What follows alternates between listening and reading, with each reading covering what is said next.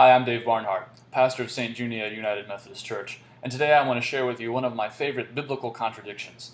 Now, this contradiction comes from the book of Proverbs. A proverb is a wise saying or an aphorism, and my favorite one is in chapter 26, verse 4, and it goes like this: "Do not argue with a fool according to their folly, or you will be a fool yourself."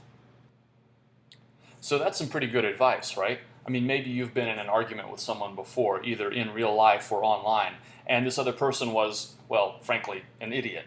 But the longer you argued with them, the more like an idiot you felt. It was like the stupidity was contagious, or like there was this impenetrable wall of dumb around them, and the more you banged your head against it, the dumber you got. It was such self-reinforcing BS that all your brilliant arguments just wound up being yahan and nuh-uh.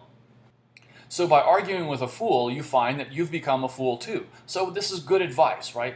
Don't argue with a fool according to their folly, or you will be a fool yourself. Let's go on to the next verse. Argue with a fool according to their folly, or they will be wise in their own eyes. Yeah. Contradictory, right? But also true. I mean, the fact is, if you don't stand up to folly, who will? Stupidity just spreads and spreads and spreads, and someone's got to stop it. Maybe you've been in a situation, in a group situation, where someone has made a racist or a sexist comment, and you held your tongue and later on regretted it, thinking, man, I should have said something.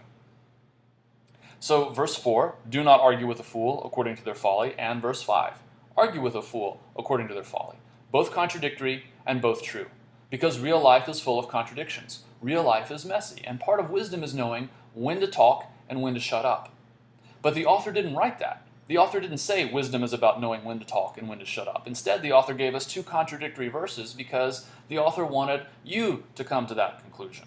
The people who wrote and edited and compiled the Bible knew that there were these contradictions in it, and they included them anyway.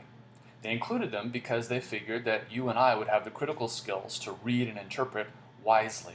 That's why there are 4 Gospels. That's why there are 2 histories of the Israelite monarchy, one in 1st and 2nd Samuel and Kings, and one in 1st and 2nd Chronicles. There are 2 creation stories, one in Genesis 1 and one in Genesis 2 and 3. There are 2 Noah stories interwoven together, and there are 2 Exodus stories, again, interwoven together, because the authors figured that we would be able to read and understand. I love this pair of paradoxical proverbs because I think it lays bare some of the key issues about reading and interpreting the Bible and how we understand its authority. Look, the authors knew what they were doing when they put these 2 paradoxical proverbs side by side. They knew very well what they were doing by including this contradiction. Now, a lot of Christians who claim to read the Bible literally get their shorts in a twist when they hear that there are contradictions in the Bible, as though the contradictions made the Bible untrue or less authoritative. And a lot of fundamentalist atheists really take the same approach. They figure if there are contradictions, it means the Bible is incorrect or less authoritative. But what I think fundamentalist Christians and fundamentalist atheists fail to recognize is the Jewish tradition that the Bible emerged from.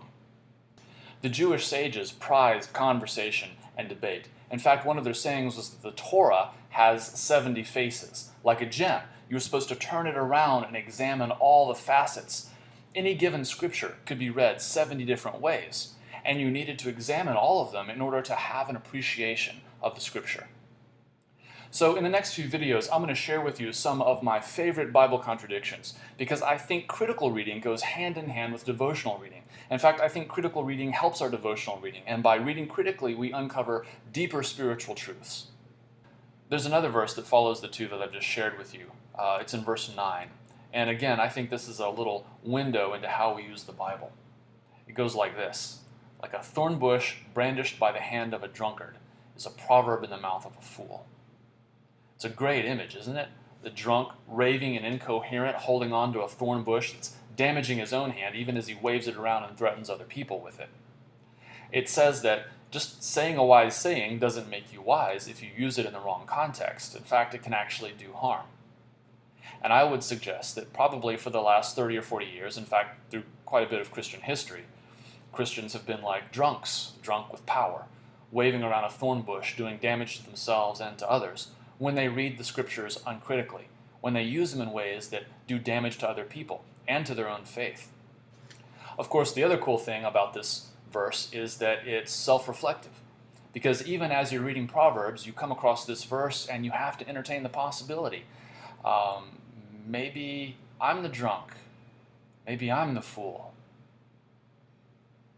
Nah.